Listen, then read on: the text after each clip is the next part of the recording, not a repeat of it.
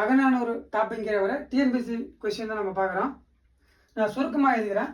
இந்த ஏபிசிடின்னு இருக்குல்ல, இது வந்து ஒரு பக்கம், இது முல்லை நெய்தல் குறிஞ்சி மருது, இது ஒரு பக்கம். ஓகே, 10 20 6 16 4 14 2 18 என்ற வரிசை வரும். இந்த பக்கம் முல்லை நெய்தல் குறிஞ்சி மருதம். இது எந்தெந்த பாடல் எந்தெந்த வரிசையில் வரும் அப்படின்றது தான் இது பாடல. அகநானூறு பாடலை வச்சு அதை கொடுத்துருப்பாங்க. ஓகேவா? இதுக்கு ஆப்ஷன் பார்த்தீங்கன்னா 2 4 1 3.